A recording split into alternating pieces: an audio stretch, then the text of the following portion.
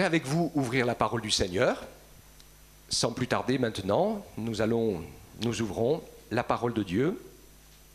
Je voudrais que l'on puisse ensemble reprendre un sujet qui est dans ma mission des églises, et beaucoup des sujets ont été enregistrés en vidéo alors que vous n'étiez pas là, la salle était vide.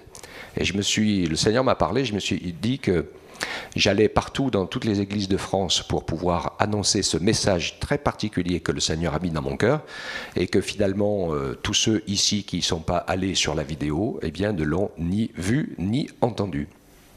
Le premier, c'est sûr, vous l'avez entendu, le message est sur la Trinité. Est-ce que tout le monde a entendu ce message? Levez la main ceux qui ne l'ont pas entendu.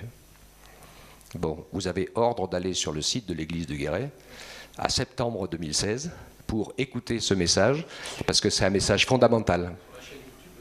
Sur YouTube, hein? Ouais, oui, sur la chaîne YouTube, il n'y a pas de souci, Église évangélique Guéret. Vous allez découvrir et apprendre pourquoi Dieu est trinitaire, pourquoi il fonctionne comme ça et qu'il est obligatoirement trinitaire, et que le lien indéfectible de sa vraie nature, c'est l'amour et la vie surnaturelle et sainte qui circule dans une interdépendance, intercommunion complètement inséparable entre le Père, le Fils et l'Esprit. Et donc c'est une réalité qui est la vraie nature de Dieu, et c'est ce que Dieu veut nous transmettre à nous apprendre à vivre avec lui et ensemble. C'est pour ça que la priorité des priorités, ce n'est pas forcément tout de suite la prière au sens de demander, mais l'adoration au sens de se mettre en phase avec notre Créateur, et que nous ayons l'esprit un peu et de plus en plus transformé comme l'esprit de Jésus, qui ne disait rien de lui-même, qui ne faisait rien de lui-même, mais qui disait et faisait ce qu'il voyait dire et faire au Père. Hein? Et c'est plus important pour nous de prier et de demander que ta volonté soit faite, c'est ce que Jésus disait, hein? Que ton nom soit sanctifié, c'est l'adoration, et que ta volonté soit faite. C'est la deuxième phrase de la prière après l'adoration.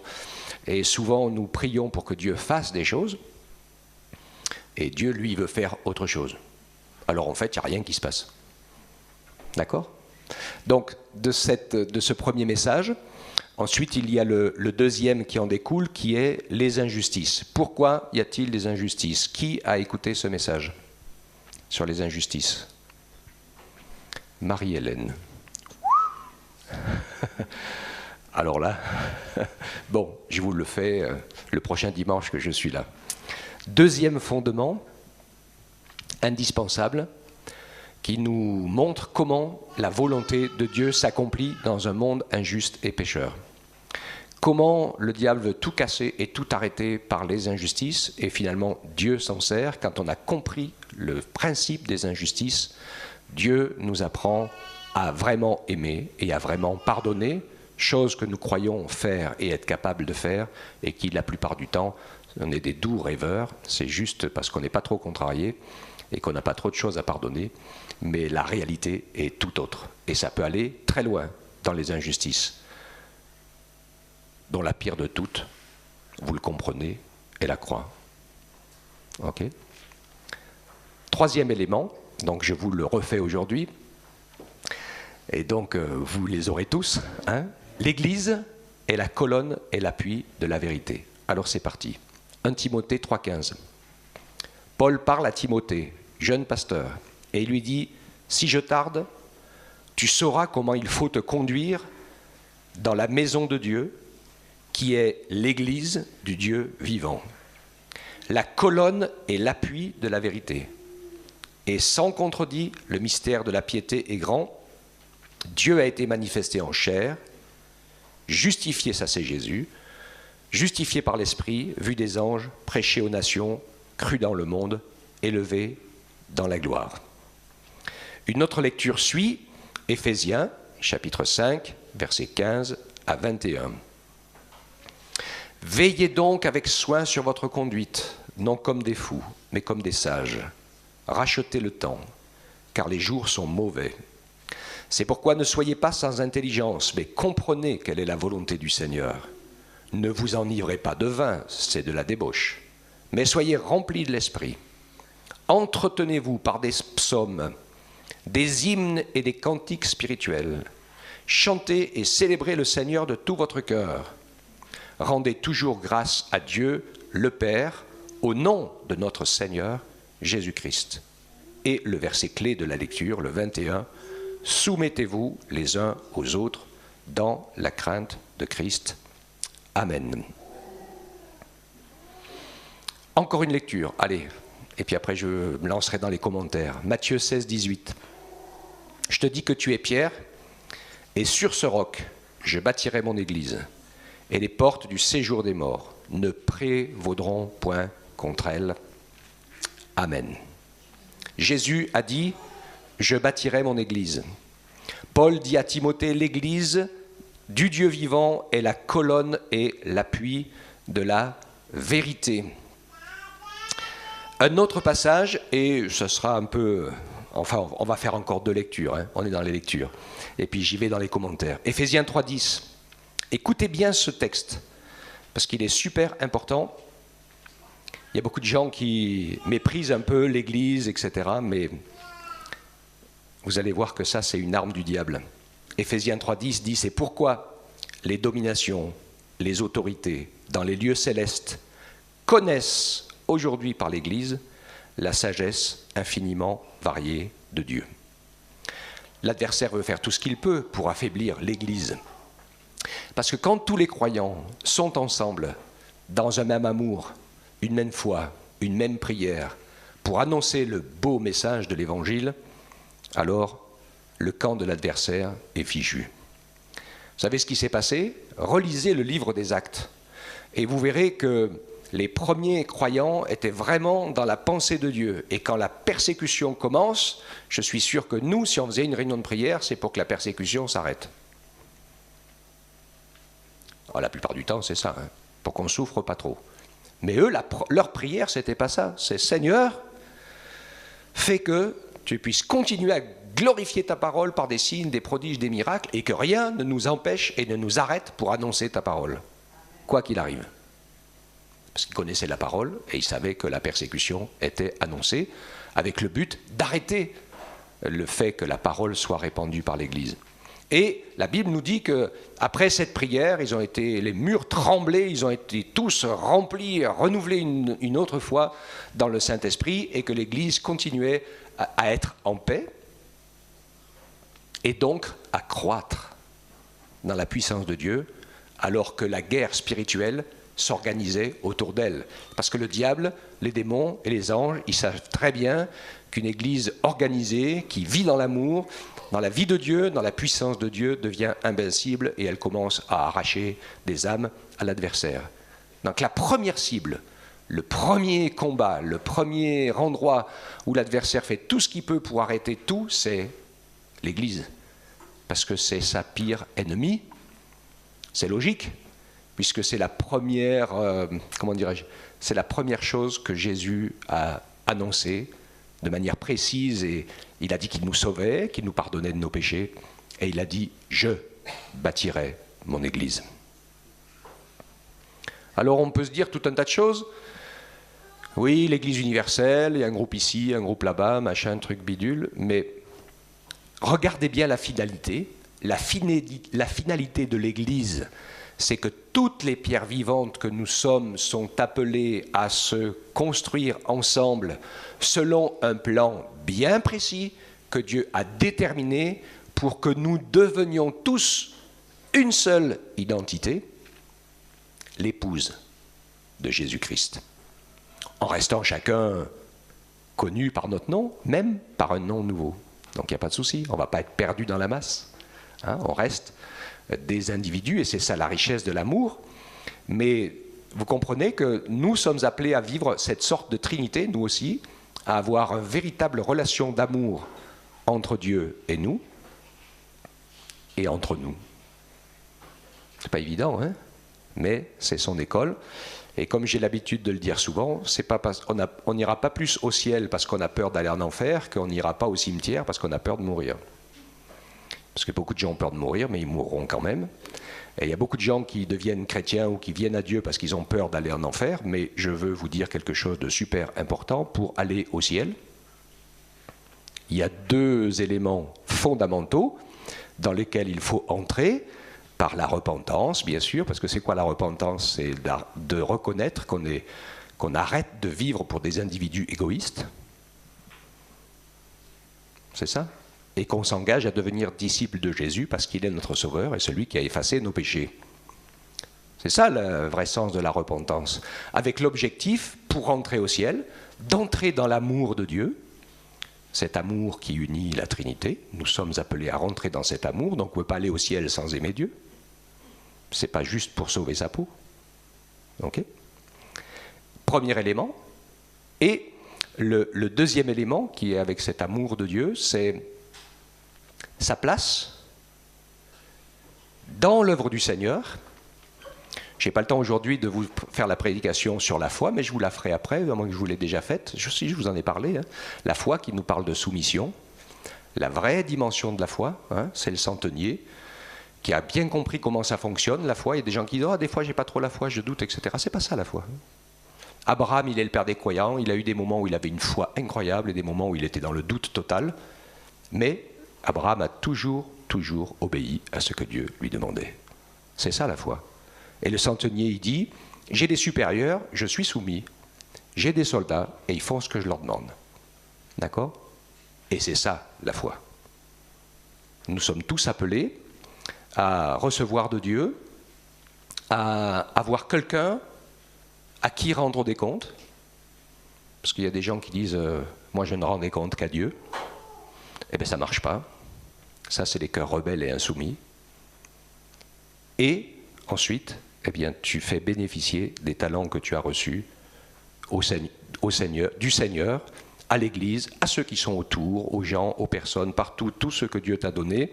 Dieu a préparé des œuvres d'avance pour que tu les pratiques, donc tu n'es pas appelé à faire ce qui te plaît, à en faire qu'à ta tête et à faire comme tu veux. Ça, la Bible appelle cela les ouvriers d'iniquité.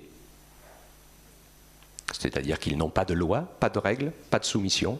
Mais dans le ciel, vous avez entre le Père, le Fils et l'Esprit, l'amour et l'interdépendance, donc le principe de la soumission et du don de soi. C'est les deux choses indispensables pour entrer au ciel. Vous pensez bien que Dieu n'est pas fou et qu'il ne va pas faire rentrer pour l'éternité à ses côtés, en partageant l'intimité, l'amour et la vie, à des gens rebelles, contredisants, qui n'en font qu'à leur tête et qui n'ont pas compris le principe trinitaire qui unit la personne de Dieu et qui va nous unir avec lui, nous, Église. Donc l'Église est la colonne et l'appui de la vérité, parce qu'elle relève ce défi, parce qu'elle vit quelque chose d'incroyable, et parce que c'est à ce que nous aimons les uns les autres que le monde verra que nous sommes ses disciples, parce que ça, c'est quelque chose d'humainement impossible. C'est pas possible humainement. Et il n'y a que si on est dans l'esprit qu'on peut y arriver, et Dieu peut nous encourager ainsi à vivre dans l'esprit.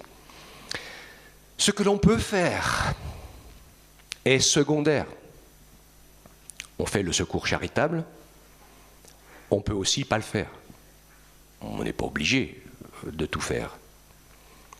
Maintenant, c'est quand même intéressant que l'Église manifeste son secours, son soutien et son amour aux gens du dehors qui sont dans le besoin.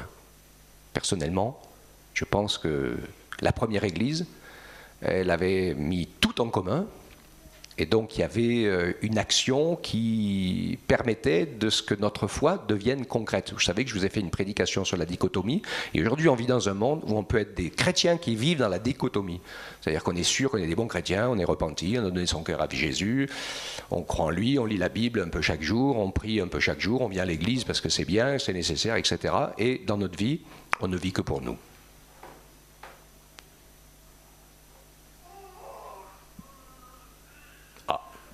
Là, il y a un problème. D'accord? Jésus a fait des disciples, pas des croyants. Et les disciples, c'est des gens qui le suivent et qui, chaque jour, dans leur prière, disent « Seigneur, encore pour ce jour, non pas ma volonté, mais la tienne ». Et donc, ils font attention à cette fameuse dichotomie qui fait qu'on a l'impression que tout va bien et qu'on est des bons croyants et qu'en fait, sur le terrain, dans les actes concrets, on fait tout le contraire. D'accord? Donc que Dieu nous permette d'avoir les yeux ouverts en ayant le renouvellement de notre intelligence. C'est ça ne veut pas dire qu'il faut vivre comme des Amish hors du monde, ça, le renouvellement de l'intelligence, mais ça veut dire qu'il faut entrer dans les principes qui régissent le royaume de Dieu. Et pas vivre, et pas mettre Dieu à notre sauce. Donc quand nous pouvons ouvrir notre cœur pour que les choses se passent ainsi, eh bien nous allons voir l'infinie sagesse variée de Dieu. Le cœur, la créativité, la puissance, l'autorité du Saint-Esprit qui fait en sorte que nous sommes tous différents, nous faisons tous des choses différentes. Il n'est pas question ici de faire tous la même chose. Pour servir l'Église, les frères et sœurs, le monde perdu, il y a des choses à faire dedans, mais il y a plein de choses à faire dehors. On est tous différents, donc on ne va pas chercher à se copier, ça ne sert à rien du tout. Ce qu'il faut, c'est que tu cherches à faire ce que le Seigneur veut que tu fasses, ce pourquoi il t'a donné la vie. Et ça, c'est super important. L'adversaire craint l'Église, c'est la seule ennemie contre laquelle il agit, il la combat directement. Et il faut savoir que Dieu est le Dieu des alliances, je pense que je vous ai déjà parlé de ça, hein, et que le diable veut casser toutes les alliances. Et il y avait une alliance ancienne, et qui était la précurseur de l'alliance nouvelle avec Jésus. L'alliance ancienne, c'était la conviction de péché et le sang qui efface les péchés. Et donc c'est le fait d'entrer, de devenir le peuple de Dieu. Et l'alliance nouvelle, c'est la même chose, c'est que le sacrifice est parfait. Jésus est le sacrifice éternel qui a ouvert toutes les portes et qui nous permet d'unir notre vie à la sienne pour pas que ce soit notre volonté qui se fasse, mais que ce soit sa volonté qui se fasse dans nos vies. Amen. Et l'adversaire, le diable, a horreur de toutes les alliances. Même le mariage, hein. Il y a des gens qui vivent en concubinage. Je dis les couples qui vivent en concubinage, c'est comme les chrétiens qui vivent sans église. Parce qu'ils n'ont pas de terrain concret sur lequel ils peuvent mettre à l'épreuve véritablement leur amour, leur appel et leur pardon. Donc c'est facile. Hein. Moi j'aime tous les Chinois. Je les vois jamais, ils ne m'embêtent pas. Je prie pour eux, que Dieu les bénisse. Mais par contre, ceux avec qui je vis tous les jours, c'est autre chose. Ok ? Et c'est là que ça se vérifie. Jésus a dit d'être les témoins d'abord à Jérusalem, dans sa famille. Après, dans la Judée, c'est tous les amis, la famille élargie, etc. Et puis la Samarie, c'est toutes les connaissances, le travail, et jusqu'aux extrémités de la terre. Mais ça commence absolument par le début. Amen. Alors, j'espère que c'est clair pour vous, que vous avez bien compris, et qu'on ne va pas se laisser piéger par les armes du diable. Apocalypse 12, 17 dit que le dragon ancien, le serpent, il a été irrité contre la femme, c'est Israël, parce qu'il n'a pas réussi à empêcher Jésus, l'enfant, le bébé, de naître, d'être mis à mort, crucifié et d'être enlevé au ciel. C'est ce qu'on comprend de manière explicative dans ce qui se passe ici. Donc cet événement-là écrit de l'Apocalypse, il est déjà accompli. Il y a beaucoup de choses dans l'Apocalypse qui étaient déjà faites. Donc ça mérite, quand on fait une étude de l'Apocalypse, c'est incroyable, parce qu'on reprend toute l'histoire de la Bible et on la remet à sa place. Mais comme il n'a pas réussi à empêcher Jésus de faire son œuvre rédemptrice, il s'en alla faire la guerre au reste de sa postérité. C'est qui ? C'est nous. Hein, ceux qui retiennent les commandements de Dieu et qui retiennent le témoignage de Jésus. Mais Jésus, bien sûr, l'a vaincu. Et le déroulement du plan de Dieu est inéluctable. Donc l'Église, avec l'assistance du Saint-Esprit, est présente et agissante sur ce royaume de la terre que le diable a volé à Dieu, parce que l'homme lui a laissé, parce que ceux qui ont les clés du pouvoir sur la terre, c'est l'homme. Dieu nous en a fait, nous a donné les clés, et il nous a fait gestionnaires. Donc le pouvoir, il est à qui nous le donnons. Parce que nous avons le pouvoir de décider, mais nous n'avons pas la force.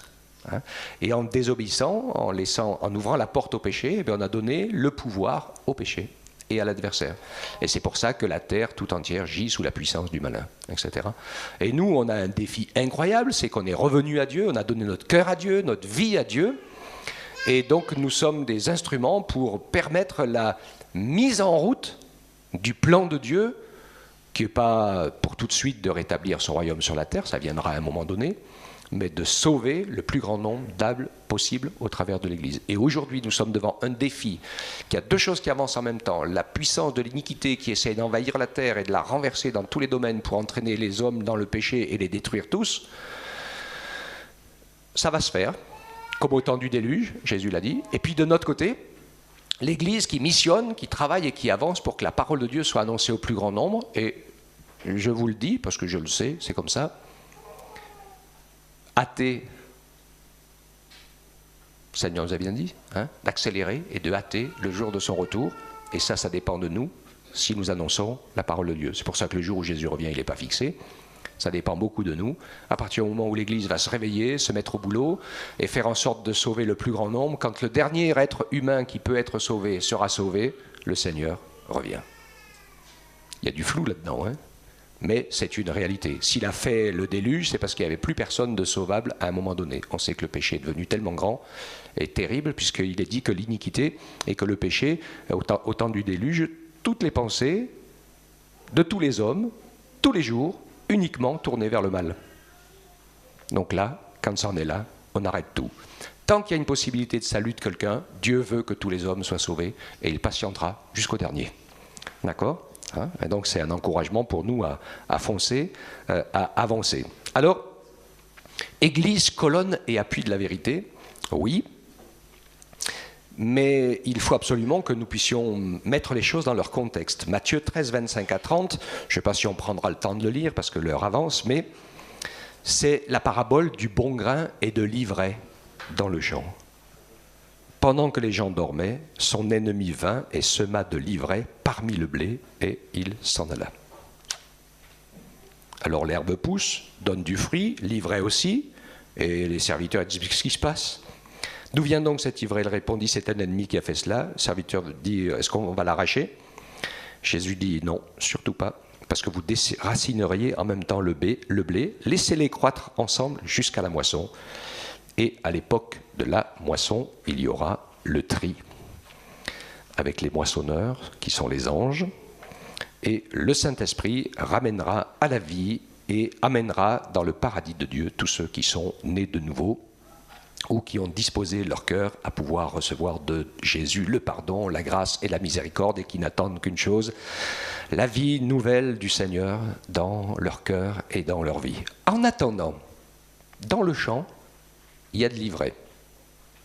Alors moi je vais être clair et cash pour vous expliquer et pour nous montrer que c'est comme ça, que Dieu, dans sa grâce, connaît toutes choses, et que ce n'est pas à nous de pouvoir faire la différence. Je vous mets au défi, dans certaines situations, vous ne pouvez pas être capable de faire la différence entre des faux frères, c'est-à-dire quelqu'un qui se dit chrétien, mais qui dans le froid intérieur n'est pas né de nouveau, mais qui a toutes les apparences, mais qui vit en étant le décideur total, et quelqu'un d'autre qui est en train de venir à Dieu, qui revient de loin, qui a été un ancien bandit, drogué, tout ce que vous voulez, et qui a beaucoup de mal à avancer, à faire des progrès, à réformer sa vie.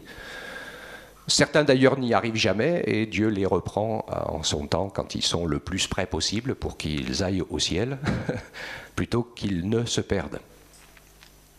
Aucun d'entre nous ne peut faire la différence entre ces deux cas. Et c'est pour ça que Jésus dit, parce que si c'est vous qui faites ça et qui arrachez l'ivraie, vous allez arracher les bons que vous croyez être des mauvais. Et puis vous allez laisser des mauvais que vous croyez être des bons. Ok ? Donc ce n'est pas à nous de juger les autres. Le seul jugement qui arrive, aussi bien chez les frères et sœurs, où nous devons avoir de la maturité, que chez le pasteur, c'est ceux qui sèment des fausses doctrines. Ça, c'est imparable.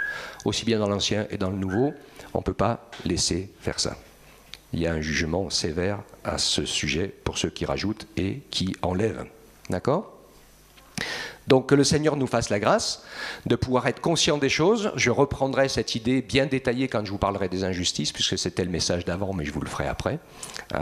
Et c'est super important de voir comment le Seigneur va nous aider à transformer les situations difficiles, pénibles, en victoire, en progrès et en dessein. Une chose est sûre, c'est que dans la plupart des cas, le Seigneur laisse aller chacun au bout de son dessein, de ses plans, de ses progrès ou de ses chutes, ou de ses mauvaises œuvres. Et ceci pour deux raisons.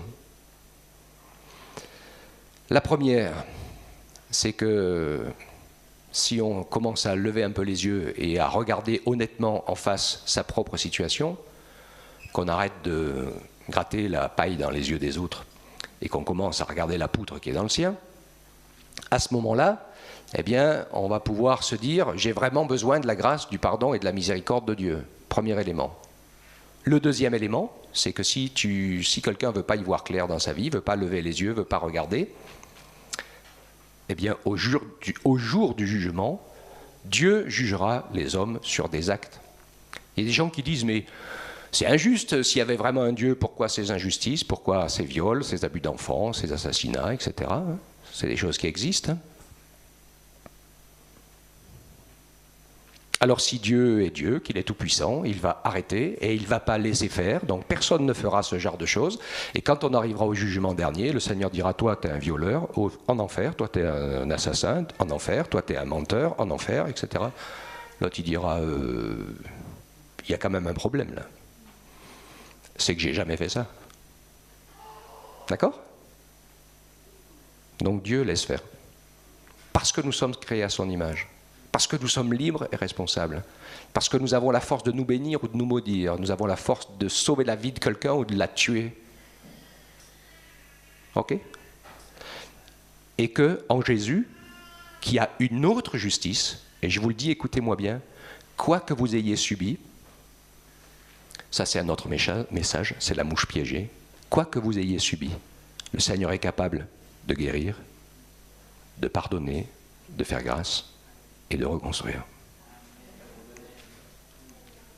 Et je connais des gens, et je sais qu'il y a un pasteur d'une super grande église en Amérique qui a été violé par un oncle pendant son adolescence, pendant 8 ou 9 ans ou 10 ans.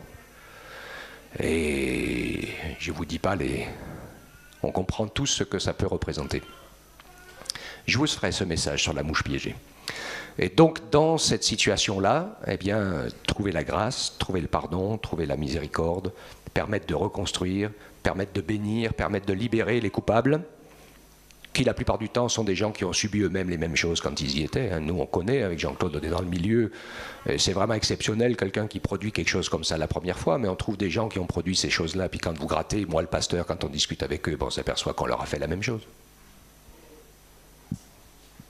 D'accord ? Donc c'est compliqué tout ça. Ok ? Alors, c'est super important de savoir que Dieu jugera sur des faits et que nous sommes complètement libres et responsables. Dieu nous encourage donc à marcher avec amour, à le servir ensemble, à avoir une identité d'église qui soit une réalité pratique. Pour moi, l'église universelle, c'est deux choses bien différentes. La première, c'est celle qui est la vraie, totale et complètement accomplie, celle que Dieu seul connaît et qui inclut non seulement...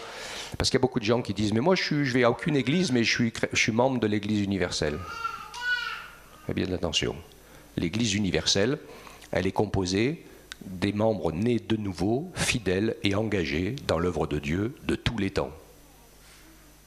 Avant, pendant et tant que Jésus n'est pas revenu.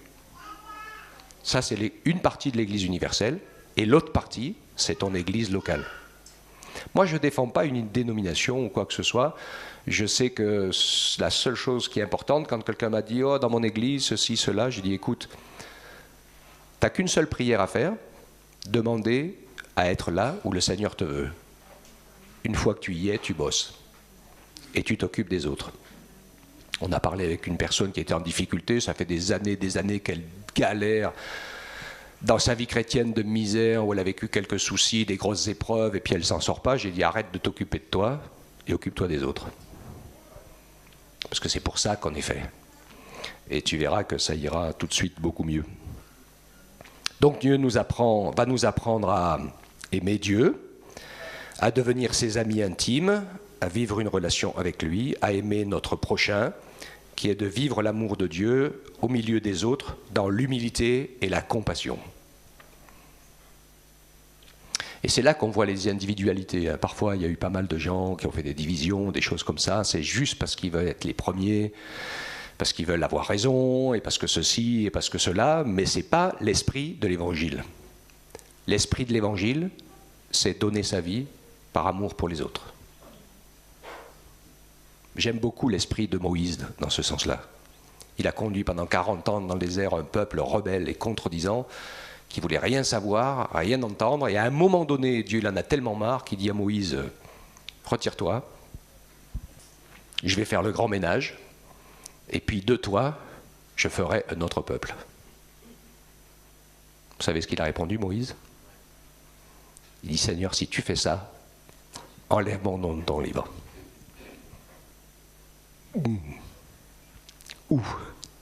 Hein? Ça nous parle quand même. Alors que les autres, bien sûr, ils contestaient, ouais, Moïse, il va être le grand chef, etc. Dieu a toujours travaillé avec quelqu'un à la tête. C'est obligé. Parce que c'est comme ça qu'on peut fonctionner. Sinon, comme on dit toujours, un animal à plusieurs têtes, c'est juste un monstre. Parce qu'il n'arrive rien à faire. Hein? L'important, c'est d'avancer ensemble. Galates 5, 15. Apprenons la fidélité dans un monde où tout est injuste, où il dit, si vous vous mordez et vous dévorez les uns les autres, prenez garde que vous ne soyez détruits les uns par les autres. Jésus veut bâtir son Église avec nous.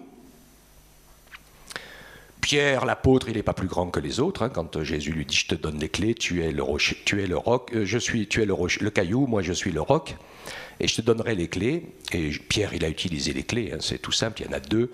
Il a fait la première prédication aux Juifs, 3000 âmes ont été sauvées. Puis après, il en a fait d'autres avec Jean et les autres, et puis beaucoup d'âmes ont été sauvées, et puis le Saint-Esprit l'a conduit pour qu'il fasse la première prédication aux païens. Donc il a ouvert les portes de la grâce et du salut aux Juifs, et il a ouvert les portes du salut et de la grâce aux païens. C'est sympa quand même, hein? C'est des belles clés que Dieu lui a données. Et il a pu voir de nombreux païens venir à l'Évangile, être remplis du Saint-Esprit, et les clés s'arrêtent ici. Voilà. Hein? Et il n'y a pas de supériorité, d'autorité, de hiérarchie, ni d'organisation pyramidale dans l'œuvre de Dieu. Quand la parole de Dieu dit « soumettez-vous les uns aux autres dans la crainte de Christ », nous voyons que ce n'est pas une organisation pyramidale, c'est une organisation avec des cœurs de mission. Et si quelqu'un est responsable d'un service, tous ceux qui travaillent avec la personne dans ce service sont soumis et font le boulot qu'on leur demande. D'accord ? Sinon, on ne va pas s'en sortir. Et c'est partout pareil dans tous les services de l'Église. Donc Jésus veut bâtir son Église, il veut le faire avec nous tous ensemble. Nous sommes des pierres vivantes sur un grand édifice. L'école pratique, eh bien, c'est de nous regrouper ensemble pour prier ensemble, étudier la parole de Dieu ensemble, servir ensemble, monter des projets ensemble. Et ce n'est pas plus important qu'on retienne le projet de l'un ou de l'autre. Ce qui est important, c'est qu'à un moment donné, on en retienne un et puis qu'on se mette au boulot. Et qu'on reste ensemble. Ça, c'est super important. Et je termine donc avec Jean 15, 12 à 17. C'est ici mon commandement. Aimez-vous les uns les autres comme je vous ai aimés. Il n'y a pas de plus grand amour que de donner sa vie pour ses amis. Vous êtes mes amis si vous faites ce que je vous commande. Je ne vous appelle plus serviteur parce que le serviteur ne sait pas ce que fait son maître, mais je vous ai appelé ami parce que je vous ai fait connaître tout ce que j'ai appris de mon Père. Ce n'est pas vous qui m'avez choisi, mais moi, je vous ai choisi, je vous ai établi afin que vous alliez, que vous portez du fruit et que votre fruit demeure, afin que ce que vous demanderez au Père en mon nom, il vous le donne. Ce que je vous commande, c'est de vous aimer les uns les autres. Amen. Merci Seigneur pour ton Église, locale et universelle, mais c'est quand même la locale qui est la colonne et l'appui de la vérité, parce que l'universel, il n'y a que Jésus qui la connaît. Hein? Et donc, c'est sûr. Et donc, pour nous, c'est à nous de mettre en pratique cette parole, que le Seigneur nous aide. Prions pour l'Église, pour ses responsables, prenons notre place, servons le Seigneur chacun dans ce que Dieu a mis sur notre cœur, dedans, dehors, peu importe, dans le milieu où on est. Il n'y a pas de... Partout on peut servir le Seigneur, parfois dans des choses, comme je l'ai dit, hein, complètement simples et tellement qui paraissent méprisables et qui sont tellement importantes. Faire la cuisine, faire le ménage, s'occuper des autres, rendre service, c'est super important. Toutes les situations sont bonnes pour pouvoir manifester un réel amour de Dieu envers notre prochain. Que Dieu soit béni et qu'il nous fasse la grâce de pouvoir nous aussi aimer l'Église comme Jésus l'aime et lui donner la main d'association pour la construire avec lui. Amen.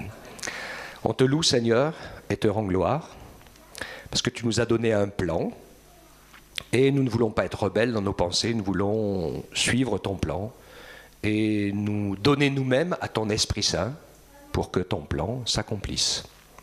Tu veux que, au fur et à mesure où ce monde sombre, ton Église se fortifie, dans l'obéissance, dans la sainteté, dans les œuvres bonnes, dans la marche avec toi, dans la capacité d'aimer, de pardonner. Nous savons que ces choses sont très difficiles pour nous, parfois voire impossibles, mais nous savons qu'il n'y a rien d'impossible à Dieu. Et que par ton esprit qui nous habite, eh bien, tu peux nous aider à te demander de l'aide humblement, du secours. Nous pouvons le faire les uns pour les autres, nous pouvons demander la prière les uns pour les autres, et permettre ainsi à ton esprit de libérer la puissance de Dieu en nous pour nous rendre victorieux sur tout ce que nous avons besoin de triompher et te servir ensemble au nom de Jésus. Amen.